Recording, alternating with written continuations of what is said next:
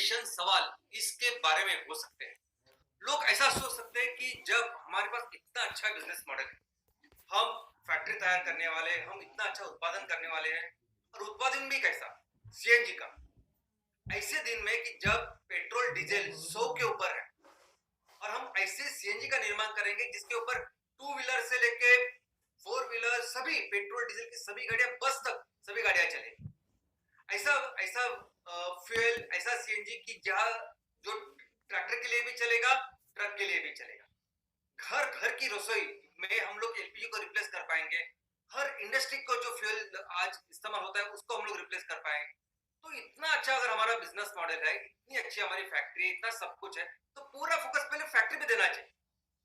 पहले हम लोग फैक्ट्री लगानी चाहिए, प्रोडक्ट्स बेचने चाहिए और उसके बाद ये सब कुछ जो एमपीओ का प्रमोशन है, मेंबरशिप है, इसके बारे में सोचना चाहिए। क्योंकि अभी जिस तालुका में हम लोग ये कर रहे हैं वहां दिखाने के लिए कुछ है भी नहीं, तो क्यों हम लोग इसमें समय बर्बाद करें, ऐसा लग सकता है। आपको ऐसा भी लग सकता है कि 10,000 मेंबर्स क्यों, 10,000 मेंबर, और वो भी मेंबर्स कैसे कि उनसे पैसे लेने हैं, उनसे शेयर्स लेने हैं। तो ऐसा तो नहीं कि हम लोग ये पैसे ले रहे हैं और उसी से प्रोजेक्ट लगा रहे हैं, या ऐसा कुछ स्कीम, ऐसा कुछ एक मार्केटिंग का तरीका तो नहीं कि इतने सारे लोग आते हैं, बात करते हैं और ये सब करके चले जाते हैं। ऐसा कुछ है क्या? हमारे पूरे इस बिजनेस मॉडल में इस एमपीओ का क्या रिलीवेंस है, क्या महत्व है? क्यों करें हम लोग ये एमसीएल प्रोड्यूसर ऑर्गेनाइजेशन, क्यों बनाए 10,000 लोगों का इतना बड़ा संगठन एक तालुका में बिजनेस के पहले? तो चलिए समझते हैं। दोस्तों, हमें अपने क्षेत्र को पहले समझना पड़ेगा, किस क्षेत्र में हम लोग काम कर रहे हैं। दोस्तों, हम जिस क्षेत्र में काम कर रहे हैं उस क्षेत्र का नाम है तेल और प्राकृतिक gas, oil and natural gas. क्या आपको पता है, जब से औद्योगिक क्रांति हुई है, इंडस्ट्रियलाइजेशन शुरू हुआ है, तब से लेके आज तक पूरी दुनिया में सभी बिजनेसेस में सबसे बड़ा क्षेत्र अगर कोई है तो वो है तेल। पूरी दुनिया में सबसे ज्यादा माल जो बेचा जाता है वो है तेल। पूरी दुनिया में सबसे ज्यादा टर्नओवर अगर कोई किसी क्षेत्र का है तो वो है तेल। दुनिया के किसी भी कोने में जाइए, जो कंपनी आज तेल या ऊर्जा में काम करती है वो वहां की पहली सारी कंपनियों में होती है। किसी भी देश में चले जाइए, पहले 5 और 10 नंबर में जो बड़ी बड़ी कंपनियां होती है वो इस सेक्टर में काम करती है, जिस सेक्टर का नाम है ऑयल एंड गैस। दोस्तों, दुनिया में सबसे ज्यादा इन्वेस्टमेंट, निवेश अगर कुछ होता है तो वो है ये क्षेत्र, ऑयल एंड गैस। साधारण सी अगर हमारी रिफाइनरी की बात करें तो 40,000 50,000 करोड़ की साधारण रिफाइनरी लगती है। कोई भी निवेशक, कोई भी इन्वेस्टर अगर किसी जगह, किसी देश में अगर ऑयल एंड गैस में इन्वेस्ट करता है तो रिफाइनरी और बाजू का सब इंफ्रास्ट्रक्चर लेके जब 1 लाख करोड़ से ज्यादा उसको वहां निवेश करना होता है तो वहां के गवर्नमेंट के साथ मिलके ये इन्वेस्टमेंट होती है। क्योंकि वहां के सरकारें भी उनको आश्वस्त करती है कि आप यहाँ निवेश कर सकते हैं, आपकी इन्वेस्टमेंट बेकार नहीं जाएगी, हम लोग आपको पूरी तरह से सपोर्ट करेंगे। तो इतनी बड़ी मात्रा में इस क्षेत्र में पूरी दुनिया में निवेश होता है दोस्तों। और हम लोग सिर्फ क्रूड ऑयल और क्रूड से निकलता है पेट्रोल, डीजल, एलपीजी, केरोसिन, इसकी बात कर रहे हैं। लेकिन व्हाट अबाउट पेट्रोकेमिकल इंडस्ट्री? क्या आपको पता है कितनी बड़ी बड़ी इंडस्ट्रीज इस पेट्रोकेमिकल प्रोडक्ट से बनती है? क्या आपको पता है जो रबर निकलता है उससे टायर कंपनी, कितनी बड़ी बड़ी टायर कंपनीज है? क्या आपको पता है कि उससे जो फर्टिलाइजर निकलता है, कितनी बड़ी बड़ी फर्टिलाइजर की इंडस्ट्रीज है, कितनी बड़ी बड़ी पेंट की इंडस्ट्रीज है, और ऐसे बहुत सारी पेट्रोकेमिकल इंडस्ट्रीज है कि जहां पूरी दुनिया में बहुत बड़ा इन्वेस्टमेंट होता है। यहां तक कि हमारी नंबर वन, हमारे देश की नंबर 1 कंपनी जो रिलायंस है, उसका अभी तक जो ब्रेड एंड बटर है, जो पेट्रोकेमिकल प्रोडक्ट्स ही है, वो इसमें ही प्राइमरीली काम करती है। तो दोस्तों, इतना बड़ा ये सेक्टर है। ये जो ऑयल है ये सोने से भी ज्यादा कीमती है। अगर आपके पास सोना नहीं तो कुछ फर्क नहीं पड़ेगा, लेकिन आपके यहाँ रसोई में गैस चाहिए ही चाहिए, आपके वाहन में ईंधन चाहिए ही चाहिए, जिसकी वजह से आप कुछ कर पाए। अगर ये ईंधन नहीं है तो आप एक ही जगह पे रहोगे, आप बढ़ ही नहीं सकते। अगर आपके देश का भी विकास करना है तो आपका देश भी इस फ्यूल में, इस ईंधन में आत्मनिर्भर होना चाहिए, स्वावलंबन उसमें होना चाहिए। आज की तारीख में अगर दुनिया में डेवलप्ड और डेवलपिंग नेशंस, ऐसे दो अगर आप कैटेगरीज देखोगे तो भी इसके ऊपर है कि कौन सा देश फ्यूल में, ईंधन में आत्मनिर्भर है। इसलिए हर देश उसमें आत्मनिर्भर होने की कोशिश करता है। और जो हमारे जैसे देश है वो इतना सारा पैसा जब वहां ये तेल, ये ऑयल एंड गैस परचेस करने के लिए लगाते हैं तो हमारे विकास के लिए पैसा बहुत कम बचता है। और वो बाकी के देश जो इसमें आत्मनिर्भर है वो पूरा पैसा, पूरा अपना जो निवेश है वो विकास के कामों के लिए लगा देते हैं। दोस्तों तेल ऐसी चीज है ना कि आपने एक बार इस्तेमाल किया तो खत्म हो गए, बार बार आपको ये तेल चाहिए। पूरी दुनिया में आज के तारीख में भी जो 80% बिजली बनती है ना वो भी इस तेल, प्राकृतिक गैस, इस कोयले से बनती है, इस खनिज ईंधनों से बनती है। इवन हमारे देश में भी 70 से 75% जो बिजली हम लोग इस्तेमाल करते हैं ना वो भी इससे ही बनती है। इतना इंपॉर्टेंट, इतना महत्व है इस तेल का। और क्या आपको पता है कि इस तेल की हिस्ट्री क्या है? दोस्तों अगर आप सुनोगे तो आपको ताज्जुब होगा कि दुनिया के बहुत बड़े बड़े युद्ध इस तेल के लिए हुए। मराठी में एक किताब है जिसका नाम है हा तेल नावाचा इतिहास आहे, यानी अगर हिंदी में उसका अनुवाद करें तो इसका नाम होगा ये तेल नाम का इतिहास है। और ये गिरीश कुबेर करके एक ऑथर है जिन्होंने ये किताब लिखी है। उन्होंने तेल की खोज से लेके इस तेल के जो अभी तक जो युद्ध हुए, ईरान इराक का जो युद्ध हुआ 92 का, वहां उन्होंने लिखा है कि जो विश्व युद्ध भी हुए ना वो सिर्फ और सिर्फ तेल के लिए हुए हैं। तो आप समझ सकते हैं कि ये तेल ऐसी चीज है कि जिसने पूरी दुनिया के जो देश है उसको दो हिस्सों में बांटा और दो हिस्से अपने आप में लड़ रहे हैं। किसके लिए? तेल के लिए।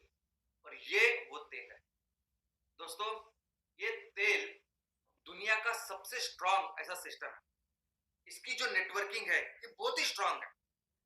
जैसा मैंने कहा कि कोई भी कंपनी जब आती है किसी देश में, इतने बड़े पैसे लेके इतना बड़ा इन्वेस्टमेंट करती है तो उसके साथ उसकी सरकारें, उसका सब सिस्टम वो तो होता ही है। लेकिन आपके घर में रसोई की गैस, एलपीजी का सिलेंडर डिस्ट्रीब्यूट करने से लेके किसी भी इंडस्ट्री में एफओ, एलडीओ, डीजल देना है, या हमारा जो राशन का सिस्टम है उसमें केरोसिन जो बट्टा है, ये पूरा जो सिस्टम है ये इतना स्ट्रांग है कि आप इस सिस्टम के अगेंस्ट कुछ भी नहीं कर सकते। आप अगर वहां ऑयल एंड गैस में भी बिजनेस कर रहे हो लेकिन इस जो सिस्टम वहां बना हुआ है उसके अगेंस्ट आप बिल्कुल बिजनेस ही नहीं कर सकते। अभी टोटल और शेल नाम की दुनिया की बहुत जानी मानी कंपनी जो ऑयल एंड गैस में काम करती है, हमारे देश में नहीं दूसरे देश में, उन्होंने हमारे देश में ये बिजनेस करने की कोशिश की। क्या कुछ पेट्रोल पंप निकाले, लेकिन क्या हुआ? वो चली नहीं। लेकिन दुनिया की सबसे बड़ी number 1 company oil and gas की है जिसका नाम है आरामको। उनको भी जब यहाँ निवेश करना था, बिजनेस करना था, उन्होंने क्या किया? तो यहाँ की जो ये सिस्टम बनी हुई है, यहाँ की जो कंपनी ऑलरेडी इस क्षेत्र में काम कर रही है, जैसे रिलायंस के साथ मिलके फिर वो अभी रिफाइनरी का काम यहाँ कर रही है। तो इतना स्ट्रांग सिस्टम पूरी दुनिया में इस ऑयल एंड गैस का है। आप जब भी इसके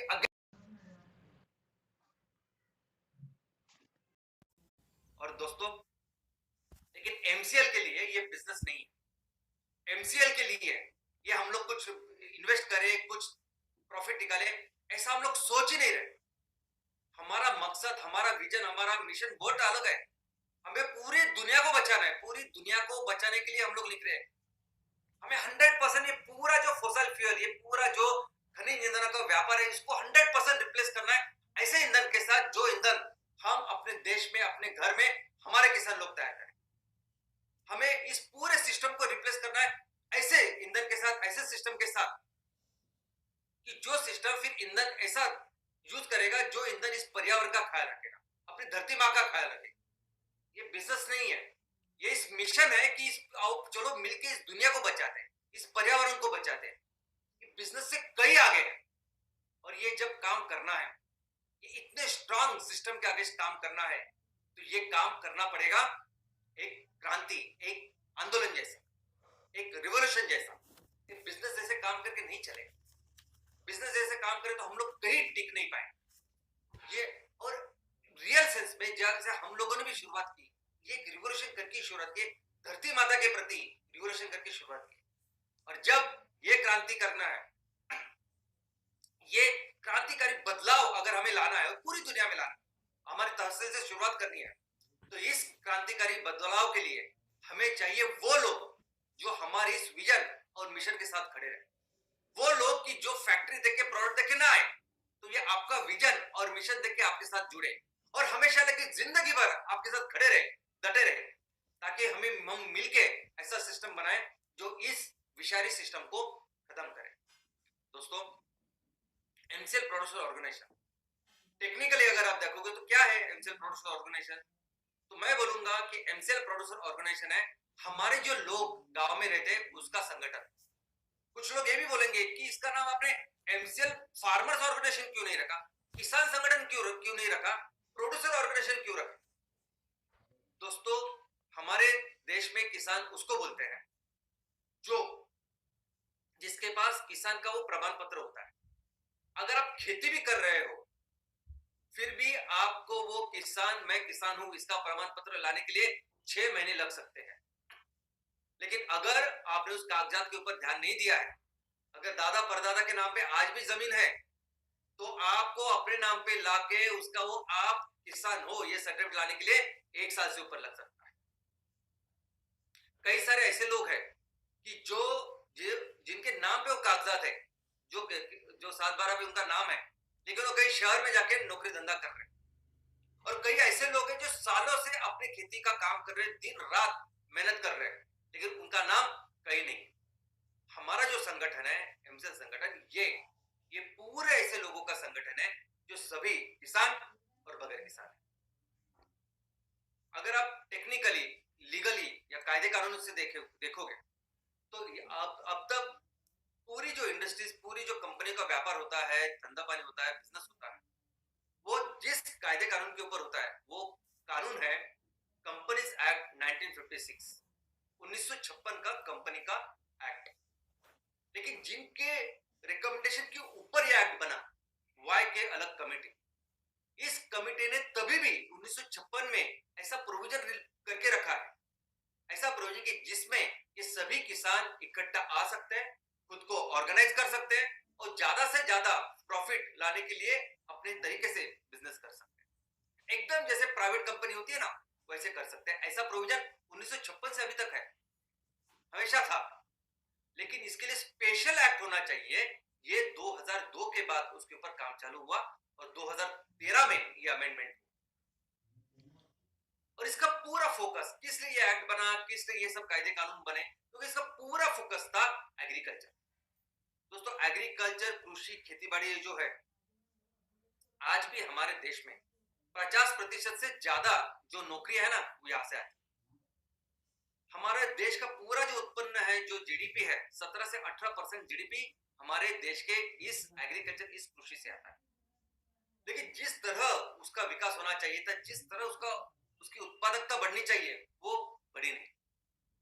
तो बेसिक ऑब्जेक्टिव यही है कि हम इस कायदे को ऐसी तरह से इंप्लीमेंट करें कि हमारे जो किसान है, हमारी जो खेतीबाड़ी है, हमारा जो कृषि है, उसका उत्पादन बढ़े, ज्यादा से ज्यादा पैसे, ज्यादा से ज्यादा मुनाफा हमारे किसानों को मिले।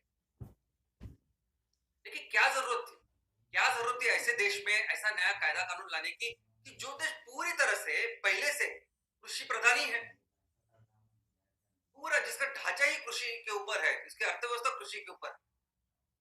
दोस्तों, आज तक हमारे देश में जो भी बिजनेसेस होते हैं ना, वो 2 कैटेगरी में होते हैं। एक होता है कोऑपरेटिव, सहकार क्षेत्र, और दूसरा होता है कॉर्पोरेट, कंपनी जैसा क्षेत्र। लेकिन ये दोनों के क्षेत्र में खेती से रिलेटेड, कृषि से रिलेटेड उतना विकास हुआ नहीं। सबसे पहले कोऑपरेटिव सिस्टम यानी सहकार सिस्टम, सहकार क्षेत्र ही हमारे देश को आगे लेके जाएगा। ये सोच बहुत पहले से, जब अंग्रेज यहाँ थे, आजादी के पहले भी इसके ऊपर कायदे कानून बनाए गए थे कि सहकार क्षेत्र को बढ़ना चाहिए। जब हम लोग आजाद हुए उसके बाद भी पूरा फोकस इसके ऊपर था। हमारे सभी पंचवार्षिक योजना में प्राथमिकता है ये सहकार क्षेत्र में बिजनेस करना, सहकार क्षेत्र में कृषि को बढ़ाना, और उसका फायदा भी हुआ। इनिशियली में अगर आप देखोगे शुरुआत में, तो जिस राज्य ने इसका व्यवस्थित उपयोग किया, वो राज्य आगे निकल गए, महाराष्ट्र, गुजरात, बाकी के। उन्होंने कृषि क्षेत्र का विकास, बहुत सारी कोऑपरेटिव संगठन उन्होंने स्थापन की, कंपनियां शुरुआत हुई, कारखाने शुरुआत हुई और उसका विकास हुआ। लेकिन जिन लोगों ने ये सब चालू किया, उन लोगों ने फिर उस क्षेत्र का प्रतिनिधित्व भी किया। यहां तक वो इतने आगे गए कि उन्होंने पूरे राज्य का प्रतिनिधित्व किया। तो उनके बाद जो लोग आए, उन्होंने ये पूरे संस्था को, ये बिजनेस, प्रॉफिट, विकास, डेवलपमेंट कम और सोशल, राजनीति, पॉलिटिक्स, उसके अड्डे बनाए। और दूसरे एक सिस्टम थी कि ये कोऑपरेटिव सिस्टम के ऊपर कंट्रोल होता है गवर्नमेंट का, गवर्नमेंट के ऑफिसर इसके ऊपर काम करते हैं। तो अगर मैं पावर में आता हूं, मेरी कंपनी, सॉरी मेरी पार्टी पावर में आती है, तो कैसे मैं इन सभी संस्थाओं का उपयोग करूं हमारे पॉलिटिकल करियर के लिए, उसके वो लोग सोचने लगे और ये पूरा जो सिस्टम था वो बर्बाद हो गया। और जिस कृषि क्षेत्र का जैसे विकास होना चाहिए तो वैसा हुआ नहीं। और कॉर्पोरेट सिस्टम मैंने क्या, तो कॉर्पोरेट सिस्टम मैंने वही सिस्टम जो अंग्रेजों ने किया। अंग्रेज कौन थे? अंग्रेज कोई वो राजे लोग नहीं आए थे कि ये काम करने के लिए, वो तो कंपनी थी। और उन्होंने क्या किया कि हमें जो रॉ मटेरियल चाहिए, हमारे इंग्लैंड में जो फैक्ट्री है उनके लिए जो रॉ मटेरियल है वहां उन्होंने यहाँ इस वैसे एग्रीकल्चर करवाया, वैसे बंदर को विकसित किया और पूरा रॉ मटेरियल वहां लेके गए जो चाहिए वो, और वहां का माल यहाँ के बेचने लगे। हम लोग कितना ज्यादा से ज्यादा प्रॉफिट कर सकते, बस यही फोकस उनका रहा। उन्होंने यहाँ के लोगों का, यहाँ के जो एग्रीकल्चर वो सिस्टम था उसको बिल्कुल जिसको देखा ही नहीं। जो कुछ कम्युनिकेशन उन्होंने किया, जो कुछ ट्रांसपोर्टेशन किया ना, अपने फायदे के लिए किया। दोस्तों ऐसे ही करते हैं कॉर्पोरेट सिस्टम में। कैसे होता है कि मैं इतना पैसा डालूं तो मुझे इतना मिलना चाहिए, मुझे वहां के लोगों को, वहां के आजू बाजू जो सोशल, उसमें ज्यादा फर्क नहीं, ज्यादा इंटरेस्ट नहीं करते। ये कॉर्पोरेट लोग कृषि में काम नहीं करते, क्योंकि उनको सिर्फ एक होती है, एक फैक्ट्री चाहिए, फैक्ट्री में इतना उत्पादन होना चाहिए और माल बेचना चाहिए, उनको कुछ लेना देना ही नहीं होता ऐसी सब चीजों से। तो ये होता है कॉर्पोरेट सिस्टम। इसीलिए कृषि को बढ़ावा देने के लिए दोनों का, ये जो दो सिस्टम से आज तक कंपनियां चल रही है, बिजनेस चल रही है, दोनों से अच्छी अच्छी चीजें निकाल के, बुरी बुरी चीजें हटा के जो बना, जो कायदा कानून बना, उसको कहते हैं प्रोड्यूसर्स कंपनी है। तो इसका एक ही उद्देश्य है, एक ही लक्ष्य है कि इस एग्रीकल्चर को, इस कृषि को बढ़ाना, इसका ज्यादा से ज्यादा उत्पादन करना, से ज्यादा विकास करना है। और दोस्तों एमसीएल का भी मिशन वही है ना। एमसीएल का तो ये मिशन है, ये हम लोग सोचते हैं, हमारी ये सोच है कि ये जो पूरा कुदरत ने हमको दिया है, प्रकृति ने दिया है, भगवान ने दिया है ना, ये कंपलसरी, ये हमें ऐसा सोचना चाहिए ना कि बहुत मेहनत करके हम लोगों ने इसको कमाया है, बहुत मेहनत कर। मैं तो ये सोचता हूँ कि आप ऐसा सोचो कि आप बहुत मेहनत कर रहे हो, पैसा कमा रहे हो, और कहीं पहाड़ पे भी ऐसे अपने 10-20 गुंठा जमीन लिए तो भी कैसे आपको आप हरी भरी करते हो, क्योंकि आपका मेहनत का पैसा लगा होता है। तो आप जो भी जमीन लेते हो ना, उसके ऊपर बहुत मेहनत करते हो और उसको विकसित करते हो। मैं सोचता हूँ कि भगवान ने, कुदरत ने अगर इतना सब कुछ दिया है रेडीमेड, तो समझो कि आपने बहुत मेहनत करके खरीदी है जमीन, बहुत मेहनत कर आपके खुद के पैसे लगे, और सोचो कि एक एक इंच के ऊपर कैसे ज्यादा से ज्यादा उत्पादन आए, कैसे ज्यादा से ज्यादा फायदा हमारे भाइयों को, हमारे किसानों को हो, और कैसे ये आबादी, ये हम लोग इसको विकसित कर पाए। इस तरीके से काम करना ही एमसीएल का मिशन है, एमपीओ का मिशन है। इनफैक्ट इसीलिए हम लोग हर ग्राम पंचायत में हम एक प्रोजेक्ट की शुरुआत कर, चाहे वो ग्राम पंचायत कुछ दूर पहाड़ पे हो, चाहे वो ग्राम पंचायत समुद्र के बाजू में हो, चाहे वो ग्राम पंचायत जंगल में हो, पूरे आदिवासी हो, चाहे वो ग्राम पंचायत रेगिस्तान में हो, चाहे वो ऐसी जगह पे हो कि जहाँ खेती बिल्कुल मुमकिन नहीं है, हर ग्राम पंचायत में हमें एमसीएल विलेज प्रोजेक्ट लगाना है। उसका क्या उद्देश्य है कि हर गांव में हम लोग क्या एक्टिविटी कर सकते हैं एग्रीकल्चर से रिलेटेड, क्योंकि एग्रीकल्चर सिर्फ खेती करना नहीं ना, उसके साथ पशुपालन कर सकते, कुछ तो कर सकते हैं। और इतना सब कुछ दिया है, तो हर ग्राम पंचायत में कैसे हम लोग बिजनेसेस करें, कैसे हमारे लोगों को एक आमदनी, अच्छी आमदनी करके दे, उसको, वो काम, वही हमारा उद्देश्य है। इसीलिए हर ग्राम पंचायत में हम लोगों ने एमवीपी की प्रोजेक्ट शुरुआत की है। अब इस एमवीपी को, एमपीओ को कैसे डेवलप करें, इसका एक प्रोसेस इस कायदे में दिया है। उन्होंने कहा कि जहां आपको ये डेवलपमेंट करना है, जिस क्षेत्र का आपको विकास करना है, पहले तो क्षेत्र आइडेंटिफाई करें, कौन सा तालुका है, कौन से गांव, उसके बाद देखिए कि उस गांव में क्या परिस्थिति है। आज किसान कौन से कंडीशन में रहते हैं, कौन से कंडीशन में वो कृषि या खेती बाड़ी करते हैं, और फिर देखिए कि कौन सी चीजें हमें करनी है इस गांव की, इस किसान की, इस खेती की डेवलपमेंट करने के लिए। फिर इस विषय में जो एक्सपर्ट होते हैं, जो जो विशेषज्ञ होते हैं, उनको बुलाए और उनको लेके एक रिपोर्ट बनाइए कि किस तरह से हम लोग इस गांव में इसका विकास कर सकते हैं, कैसे ज्यादा आमदनी लोगों को प्राप्त करा के दे सकते हैं, और कुछ बेसलाइन इंडिकेटर्स रखिए कि जैसा अगर आपके यहाँ धान आता है तो आज धान इतना आता है पर एकड़, तो उसका इतना आना चाहिए, इतने लोग आज एम्प्लॉयड है तो वो इतने होने चाहिए। ऐसे इंडिकेटर्स तैयार कीजिए और उसके हिसाब से जो इंटरवेंशन करना है, जो काम करना है, उसके हिसाब से एक बिजनेस का प्लान तैयार कीजिए प्रॉपर, जिस बिजनेस प्लान में पूरी तरह से डिटेलिंग हो कि हम लोग क्या करने वाले हैं, क्या होगा गांव का आगे, कैसे विजन दिखेगा, कैसे आगे हम लोग तरक्की करेंगे। और ये वहां के गांव वालों को, जिन लोगों के लिए आप करना चाहते हैं ना, कम से कम 10% लोगों को जाके समझाइए, आप उनसे सलाह मशवरा कीजिए, उनका विचार विमर्श करके उनके भी सजेशन दीजिए और बिजनेस प्लान को फाइनल कीजिए। और उसके बाद फिर आप किसानों को बताइए, इसके बाद किसानों को बताइए, किसानों को मोबिलाइज कीजिए और उनसे फिर ये बिजनेस के लिए जो पैसे लगते हैं वो आपको ही करने, इस कायदे में लिखा।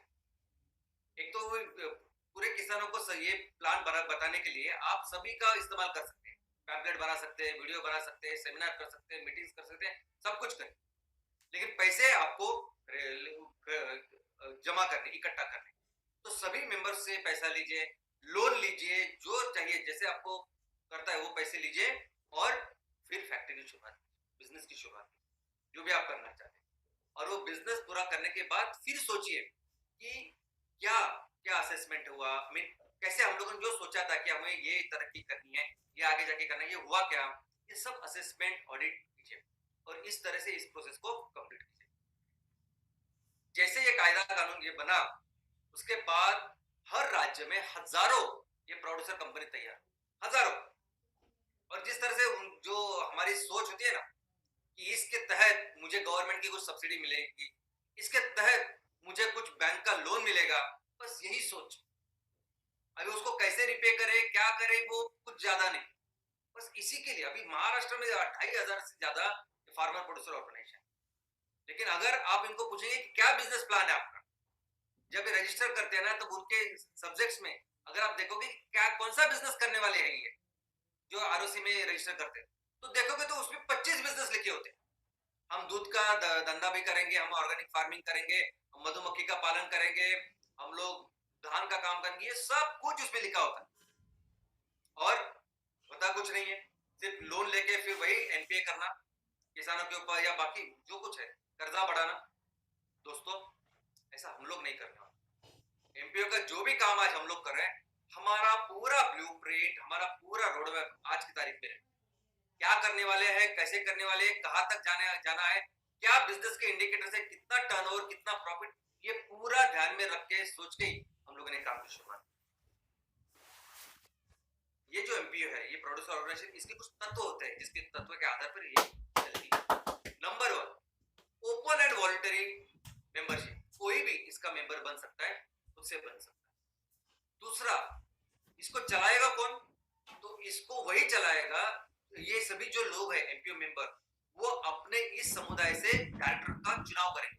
हर साल डायरेक्टर को चुनेंगे और वो जो चुने हुए लोग हैं इनके मेंबर्स के, वही इस संगठन को चलाएंगे। और सबसे अच्छी बात यह है कि इस एमपीओ में, इस प्रोड्यूसर ऑर्गेनाइजेशन में, आपके पास अगर 1 शेयर है, 5 शेयर है, या आपके पास 10,000 शेयर है, कितने भी शेयर होने दीजिए, एक आदमी एक वोट, वो शेयर के बराबर नहीं, इस तरह से वो लोग चुनते हैं। तीसरा, कंपलसरी इकोनॉमिक पार्टिसिपेशन, यानी अगर आपको मेंबर होना है तो आपको कंपलसरी इसके भागधारक, शेयर होल्डर बनना है। चौथा प्रिंसिपल, ऑटोनॉमी, इंडिपेंडेंस। जैसे मैंने कहा कि सहकार क्षेत्र का कंट्रोल था, अभी गवर्नमेंट का कंट्रोल होता है सहकार क्षेत्र के ऊपर अलग अलग तरह से, लेकिन ये जो संगठन है, ये पूरी तरह से काम करेगा किसी प्राइवेट कंपनी के जैसे, पूरी तरह से अपना अपना, उसमें कोई गवर्नमेंट का कोई इंटरफेरेंस नहीं रहेगा। Fifth, education, training and information. जो भी इसके मेंबर्स है उनको आप एजुकेट करना जरूरी है, ट्रेनिंग देना जरूरी है, उनके साथ नए नए जो इंफॉर्मेशन है, नई नई जो बाजार में टेक्नोलॉजी की डेवलपमेंट होती है वो हमारे लोगों के साथ आप शेयर करना जरूरी है। 6 कि अगर अलग अलग एमपीओज है, अलग अलग प्रोड्यूसर ऑर्गेनाइजेशन है, वो एक साथ मिलके बिजनेस को बढ़ा सकते हैं। एक किसान संगठन दूसरे किसान संगठन का मेंबर हो सकता है। और सबसे इंपॉर्टेंट कि आपको समाज के लिए काम करना, जो भी काम करोगे, जो भी बिजनेस इस प्रोड्यूसर ऑर्गेनाइजेशन, इस फार्मर प्रोड्यूसर ऑर्गेनाइजेशन में आप करोगे, तो आपको अपने समाज के बारे में सोचना है, ये इंपॉर्टेंट है। तो और इसमें कौन से सर्विस आप दे सकते हो, चलो देखते हैं। एक तो कायदे में लिखा है कि आपको ये सब सर्विसेज देनी चाहिए। कायदे में तो ये लिखा है कि आप सब कुछ दो, सब सर्विसेज दे सकते हो, सब काम कर सकते हो जो कृषि क्षेत्र के विकास के लिए जरूरी है। तो ये जो क्षेत्र है जो कायदे में लिखा है, और एमसीएल एमपीओ लोगों को देने वाली ये आपने नंबर 1 फाइनेंशियल सर्विसेज। अब हमारे एमसीएल परिवार का ही जो सोच है कि किसी के ऊपर कर्जा नहीं होना चाहिए, इसलिए हम लोग जो तहसील लेवल के हमारे जो एंटरप्रेन्योर है, ग्राम पंचायत लेवल के जो एंटरप्रेन्योर, उसको कोई लोन करा के नहीं दे रहे, सब लोग हम सब पैसे हम अरेंज करा के देने होते हैं। वैसे ही हमारे जो किसान लोग हैं, जो हमारे मेंबर्स हैं, जो कुछ बिजनेस करेंगे, उनको भी जो जरूरत लगेगी ना, उनके लिए जो पैसे का इंतजाम हम करेंगे, एमसीएल करेंगे, कोई भी लोन उनके सर पे नहीं रहेगा। दूसरा, खेती के लिए जो इनपुट सप्लाई होता है, यानी बीज होते हैं, फर्टिलाइजर होता है, इंसेक्टिसाइड होता है, ये सभी जरूरतों को भी हम लोग सप्लाई करेंगे हमारे लोगों को। प्रोक्योरमेंट एंड पैकेजिंग, जो भी किसान उत्पादन करेंगे वो सभी उत्पादनों को उसके प्रॉपर लॉजिस्टिक, उसका ट्रांसपोर्टेशन, उसको एक जगह रखना, ये सभी काम भी हमारा एमपीओ करेगा। मार्केटिंग सर्विसेज, जो भी काम करेंगे, इनफैक्ट हमारी तो शुरुआत होगी इस मार्केट से, हम लोग लोगों को बोलेंगे आप ये काम अच्छी तरह से करो कि हम लोग इसको बेच सकते हैं, ऐसा मार्गदर्शन भी करेंगे और 100% मार्केटिंग की व्यवस्था करेंगे।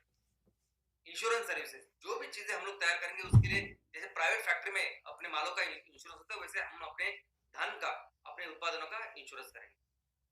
टेक्नोलॉजी, इस पे बेहतर से बेहतर टेक्नोलॉजी जब आएगी तब हम अपने लोगों को, अपने मेंबर्स को इसको देंगे। और जो भी मांगता है, जो भी चाहिए इस बिजनेस को डेवलप करने के लिए, हम एग्रीकल्चर को एक बिजनेस के स्वरूप से देखें। जैसा कोई भी बिजनेस, कैसे वो बराबर छोटा से छोटी दुकान भी हो बराबर थिंकिंग प्लानिंग करके करते हैं, वैसे वैसे हम एग्रीकल्चर को एक बड़ा बिजनेस करके उसको देखेंगे, और जो कुछ चाहिए हमारे किसानों के लिए, जो कुछ चाहिए हमारे गांव वालों के लिए, वो पूरा देंगे हम लोग एमपीओ के थ्रू। लेकिन इससे भी आगे जाके देखो, इससे भी आगे जाके जो कायदे कानून में नहीं है, ये काम हम लोग करने वाले हैं। और वो काम क्या है कि हमें अपने गांव में, अपने देश में ये उद्योजकता, ये जो सोच है ना, ये जो संस्कृति है, उसको बढ़ावा देना है, उसको बड़ा करना है। तो क्या हो रहा है कि ये जो अंग्रेज यहाँ इतने साल रह के राज करके चले गए ना, इन्होंने हमारी मानसिकता बदल दी है। गुलामी की मानसिकता, नौकरी की मानसिकता आज भी हमारी यहाँ है। लेकिन हम ये एक आंदोलन हमें गांव में करना है। हर एमपीओ मेंबर हमारा उद्योजक होना चाहिए, वो उद्योजक जैसे उसने काम करना चाहिए। हम लोग कहते हैं कि आप खुद को एक इंडिपेंडेंट ऐसा उद्योजक समझो, क्या चाहिए आपको, कैसे चाहिए हमको पूछे, हम आपको देंगे, पूरा सपोर्ट हम आपको देंगे। अगर आप खेती कर रहे हो तो 100% ऑर्गेनिक खेती करो, 100% ऑर्गेनिक खेती करने के लिए जो चीज चाहिए ना वो हम देंगे, आपका पूरा माल हम लोग लेंगे। लेकिन जो चीज नॉर्मली केमिकल फार्मिंग से मिलती है, उससे ज्यादा पैसे मिलेंगे अगर आप ऑर्गेनिक फार्मिंग करोगे और आपकी इनकम बढ़े। अगर आपके पास बंजर जमीन है, कुछ नहीं कर रहे आप, तो ये धान, ये बायोमास आप करिए, और उसका भी हम लोग परचेस करेंगे और आपको इनकम चालू हो जाएगी। और आप ऐसे कि आपके पास जमीन ही नहीं, अगर आपके पास बिल्कुल जमीन है तो कम से कम 2 4 5 गाय आप उसका पालन कीजिए, मधुमक्खी का कुछ काम कीजिए, और ऐसा कुछ काम कीजिए जो आप कर सकते हैं। पूरे मार्केटिंग हम लोग करेंगे, आपको जो कुछ चीज है वो हम उसकी व्यवस्था करेंगे। और एमसीएल इको फ्रेंडली प्रोडक्ट्स, ऐसे कोई प्रोडक्ट्स अगर आप निर्माण करते हैं कि जो इस पेट्रोकेमिकल प्रोडक्ट को रिप्लेस कर सकते हैं, ऐसी सब चीजों की व्यवस्था आप करिए, हम लोग उसकी मार्केटिंग करें। तो एमपीए तो वो कायदे कानून में जो है उससे बढ़कर हम लोग, हमारी सोच है, हम तो चाहते हैं कि आप सभी लोग, सभी जो एमपीए 10,000 जो मेंबर है ना, 10,000 उद्योजक बन के काम करें। कैसे मैं अपने घर का इनकम बढ़ाऊं, क्या काम कर सकता हूं, और आपको क्या चाहिए हमें बताइए, एज ए एमपीओ बताइए, हम लोग आपको प्रोवाइड करेंगे। यही सबसे इंपॉर्टेंट काम हम कर रहे हैं कि हर एमपीओ मेंबर को एक उद्योजक बना। और दोस्तों इसके सोशल बेनिफिट, ये तो हमारा फोकस है कि हम समाज के लिए क्या कर रहे हैं। इस एमपीओ के प्रति, एमपीओ के थ्रू ये एमसीएल बिजनेस को जब हम लोग बड़ा कर रहे हैं, तो हमारे सिर्फ फैक्ट्री में कम से कम 1200 से 2000 लोग तो हमें डायरेक्ट सैलरी से लगने वाले हैं। इसके अलावा जो इनडायरेक्ट इतने सारे बिजनेसेस, इतने सारे उद्योजक निर्माण होने वाले हैं कि बहुत सारी नौकरियां हमारे तहसील में तैयार होने वाली हैं, और वो सभी नौकरियां हम लोग हमारे एमपीओ मेंबर उनको देने वाले हैं। लेकिन सबसे बड़ा काम है ये 20% सीएसआर, यानी आज हमारे लोगों को जो यहाँ इस एमसीएल सिस्टम में काम कर रहे हैं, सभी किसानों को उनको पैसा दे दिया, सभी जो हमारे उद्योजक है उनको हम लोगों ने उनका मुनाफा दे दिया, सभी अपना तनख्वाह विनखा सभी लेके वो जाने के बाद जितना प्रॉफिट हमारे यहाँ बचेगा, उस प्रॉफिट का 20%, 20% हिस्सा हम लोग हमारे लोगों के लिए, हमारे गांव के लिए खर्च करेंगे। और ये सबसे बड़ा काम, हमारे गांव में जो भी शिक्षा व्यवस्था है, जो भी पाठशाला है, उसको हम लोग बेहतर करेंगे। हमारे गांव में ये जो स्वास्थ्य को लेके जो कुछ फैसिलिटीज है उसको बेटर करेंगे। ऐसा नहीं कि हमारे गांव में टैलेंट नहीं है, देखिए अगर कोई बच्चा एथलेटिक भी है, वो अच्छा कुछ कर सकता है, ओलंपिक के जाके मेडल ला सकता है, लेकिन उसके लिए आज हमारे यहाँ व्यवस्था नहीं, मैदान नहीं है वो खेलने के लिए, जो चीजें उसको चाहिए, छोटी छोटी चीजें, वो खेलने के लिए साहित्य नहीं है उसके पास, इक्विपमेंट नहीं है उसके पास। तो ये हमारा मकसद ये है कि हम लोग ऐसा बिजनेस करें कि हर तहसील में हमको राज्य स्तर का एक क्रीड़ा संकुल की निर्मित करें। हमें गांव में इतना सारी पानी अगर कुदरत हमें देता है, तो ऐसी पानी की व्यवस्था करने की ताकि किसी भी गांव में सूखा ना पड़े। और जो भी चीजें बेसिक इंफ्रास्ट्रक्चर, यानी बहुत सारे ऐसे गांव है कि जहाँ रोड्स नहीं, ऐसी चीजें है कि जो जिसके लिए हम लोग बाहर के कोई गवर्नमेंट कुछ करेगी या बाहर के कोई आके कुछ करेगा, इस ग्राह के में हम लोग रहते हैं। मैं कहता हूँ कि चलो मिलके ऐसे बिजनेस करते हैं, इतना बिजनेस करते हैं कि उससे मिलके इतना आमदनी हमारे पूरे गांव के लिए करते हैं कि जो भी चीजें चाहिए वो हम लोग खुद तैयार करें।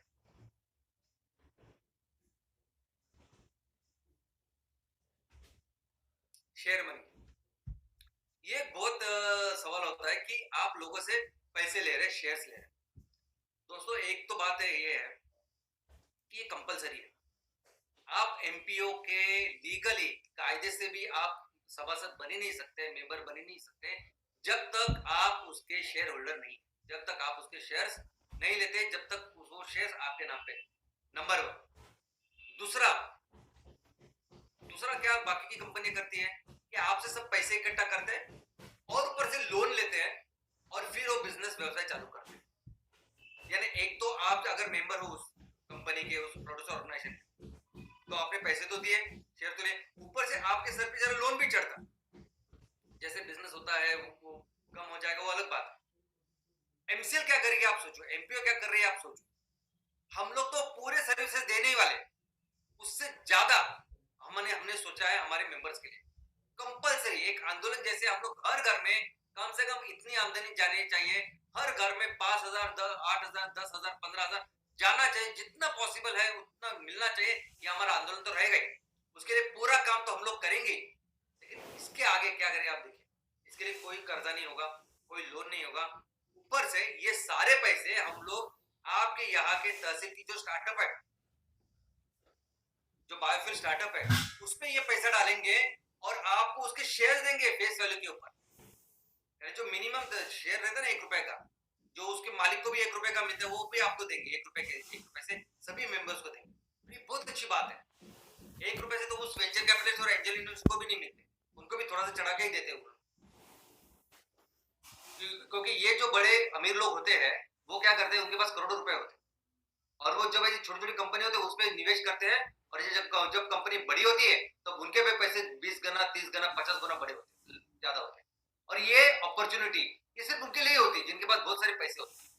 लेकिन हम यहाँ ये अपॉर्चुनिटी हमारे सभी मेंबर्स को देने की कोशिश करें। हम सभी लोगों को एक वेंचर कैपिटलिस्ट जैसे बनाने की कोशिश कर रहे हैं, ताकि उनको भी वो ग्रोथ, उनको भी वो मुनाफा मिले जब ये कंपनी बड़ी होने वाली। हमें पता है कि हम हमारे यहाँ कम से कम 100 टन माल तैयार करके बेचना है, और 100 टन का माल जब तैयार करके बेचेंगे ना, तब आपके कंपनी का शेयर कम से कम 100 रुपया होने वाला है। लेकिन आज हमारे देश में इतना कुदरत ने दिया है कि बहुत सारे तहसील में 500 टन की फैक्ट्री लग सकती है। तो 500 टन की फैक्ट्री लगेगी तो 1 रुपए का शेयर 500 रुपए का हो सकता है। तो सोचिए, जो हमारे मेंबर्स है, सोचिए अगर किसी ने 250 रुपए तुम आपको दिए इससे, और उसके आप 25,000 से लेके 50,000, 1 लाख रुपए अगर करा के देंगे विदाउट लोन इस हमारे मेंबर्स को, तो कितनी दुआएं, कितना अच्छा लगेगा। ये सबसे बड़ा, और हमारा फोकस ही यही है। हम हर स्टेप के, हर जगह हम लोग कोशिश करते हैं कि कैसे ज्यादा से ज्यादा हमारे लोगों को दें, क्योंकि नहीं तो ये अमीर लोगों को देते ही है, उनसे पैसा लेके उनको तो देना ही है। हम लोग कैसे इन इन लोगों से जितना हो सके उतना करें दोस्तों। और आपको लगता है कि बहुत सारे पैसे होते हैं, तो मैं आपको बताऊं, 10,000 मेंबर जब 250 रुपए करके इन्वेस्ट जो लगाते हैं, तब उनकी कुल इन्वेस्टमेंट जो होती है कंपनी में, वो लगभग 25 लाख रुपए होती है। आज भी जो लोग काम कर रहे हैं, आप सभी को पता है कि 25 लाख रुपए 10,000 मेंबर से जमा होते हैं, और हम जिस इंडस्ट्री में काम कर रहे हैं 25 लाख रुपए में ये आता है सीएनजी का डिस्पेंसर। आप मार्केट में जाएंगे आपको पता चले, सीएनजी का पेट्रोल पंप लगाने जाएंगे ना आप, 4.5 से 5 करोड़ रुपए सीएनजी का पंप लगाने के लिए लगते हैं, क्योंकि ये इक्विपमेंट इतने महंगे हैं, इसको इतने पैसे लगते ही है। बहुत सारे लोग हमको पूछते हैं, यानी मेरे खुद के दोस्त मुझे बताते हैं कि इतनी रिस्क क्यों, इतनी रिस्पॉन्सिबिलिटी लेने की क्या जरूरत है। उनका कंट्रीब्यूशन तो बहुत कम है, क्योंकि अगर 50 करोड़ की फैक्ट्री लगा रहे हैं तो 25 लाख यानी 0.5%, लेकिन 50 करोड़ का प्रोजेक्ट है ही नहीं। 100 टन आउटपुट का प्रोजेक्ट है हमारा, 500 करोड़ की इन्वेस्टमेंट लानी है और तहसील में और करनी है कम से कम। तो उसमें देखेंगे तो ये तो 0.01% से भी कम है। तो इतना कम पैसा देने को और पूरी जिम्मेदारी ली, सभी लोगों की जिम्मेदारी लेने की।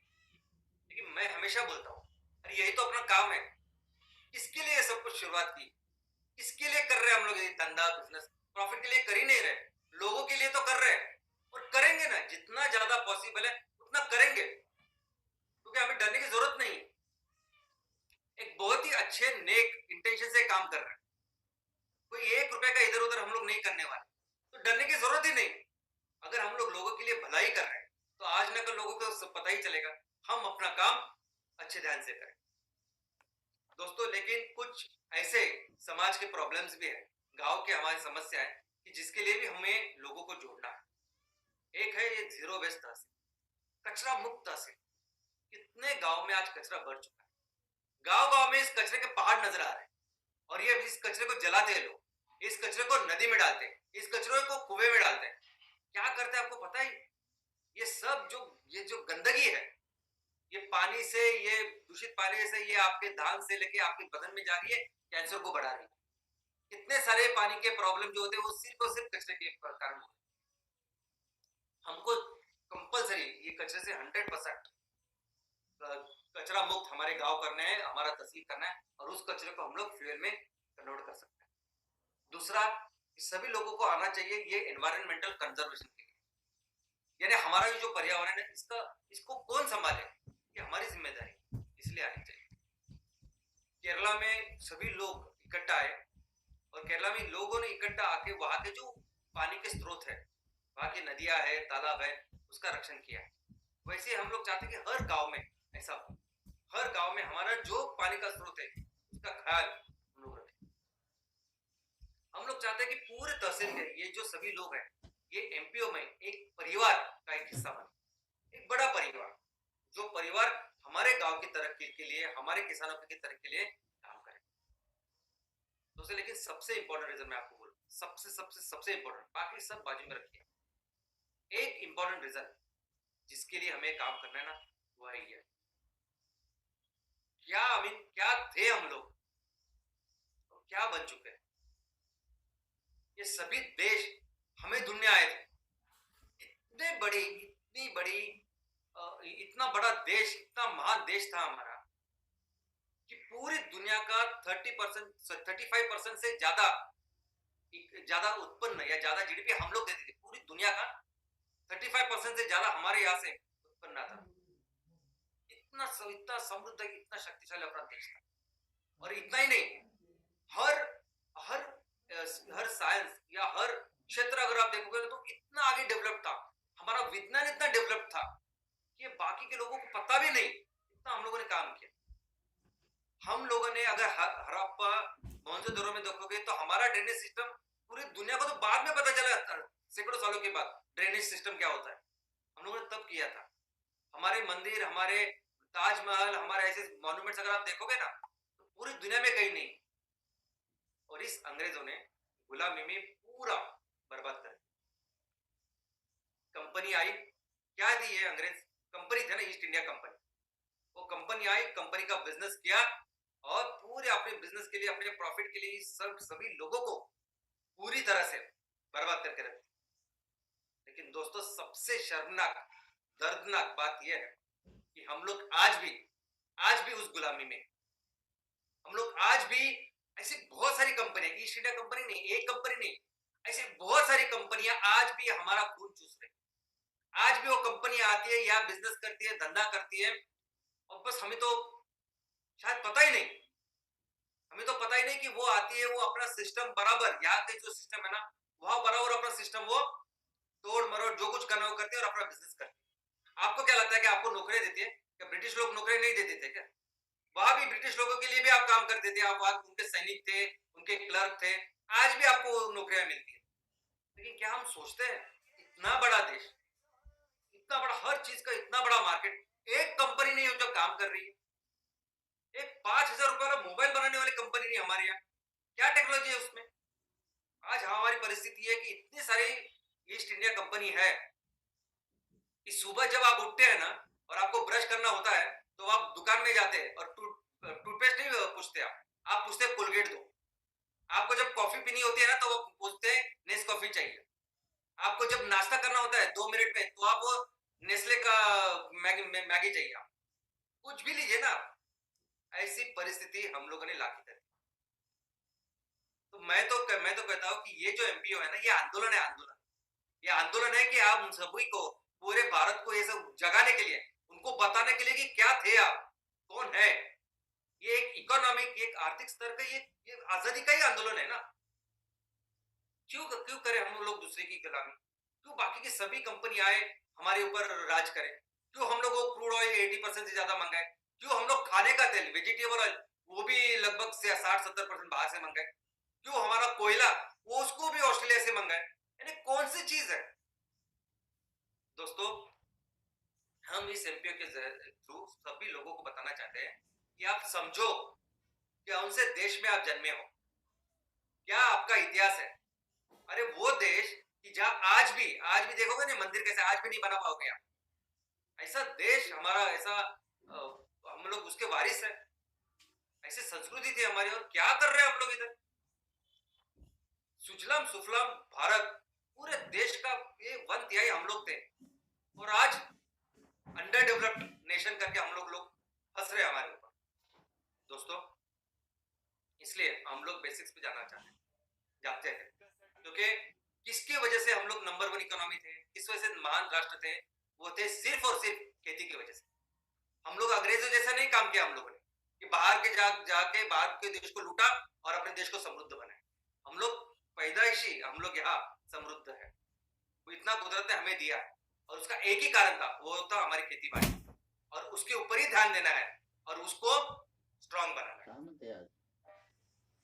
और एक चीज जो हमको सीखनी है, यहाँ तक कोई भी, पूरे आप इतिहास में देखिए, इतिहास में कभी भी कोई आया इस भारत का ये समृद्धि देख के, इतना सब पूरा इतना वैभव देख के जब कोई आया है ना, तो उन्होंने एक काम किया है, हम लोगों को आपस में तोड़ा है और राज किया, डिवाइड एंड रूल, हर किसी ने किया।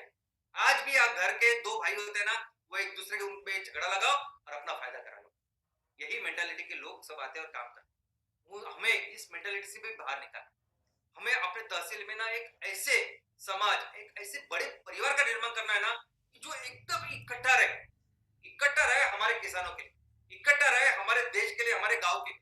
जो भी काम करना है ना हम लोग करें, हम अपने तहसील को, हमारे जो ईंधन लगते हैं ना, हम उसमें स्वयं पूर्ण करें। इसको अगर नौकरी चाहिए, अच्छा इनकम चाहिए ना, तो हम मेहनत करेंगे और करेंगे। हमारे गांव को अगर कुछ लगता है, रास्ते चाहिए, पानी चाहिए, बीज चाहिए, कुछ चाहिए ना, हम लोग करेंगे। ऐसे प्रॉपर सुजलाम सुफलाम गांव का निर्माण करने के लिए एक बड़ा परिवार जिसमें सभी लोग इकट्ठा एक भाई समान रह रहे, ऐसे काम करें। और ये करने के लिए ना हमें चाहिए ये, दोस्तों हमें आगे जाके ऐसा काम करना है ना, किसी की हिम्मत नहीं होनी चाहिए कि हमारे गांव हमारे तहसील में आके धंधा करने। और ये काम अगर जब करना है ना, तो आपको ऐसे लोग लगेंगे ना जो आपके विजन और मिशन को देख के आपके साथ चले। वो ये प्रोडक्ट फैक्ट्री वगैरह नहीं, ये आपको देखेंगे कि क्या लेके चल रहे हैं आप। मैं चाहता हूं कि एमपीओ वो मूवमेंट का नाम, एमपीओ वो है कि जो आप सभी के, आप इस विजन मिशन को कैसे लोगों को इकट्ठा करेगा। वो लोग जो जिंदगी तक आखिरी तक आपका साथ देंगे और अपने तहसील को फिर से सुजलाम और सुफलाम बनाएंगे। और एमपीओ का एक ही काम है कि हमारा जो राजा है ना, उसको फिर से बहुत बलशाली बना। और एक ही राजा, और वो राजा है एक किसान राजा। बस उसका ख्याल रखते हैं, उसको ज्यादा से ज्यादा उसको मदद करते हैं, और वो हमारे देश को फिर से सुजलाम सुफलाम बनाएगा, नंबर 1 बनाएगा। Thank you.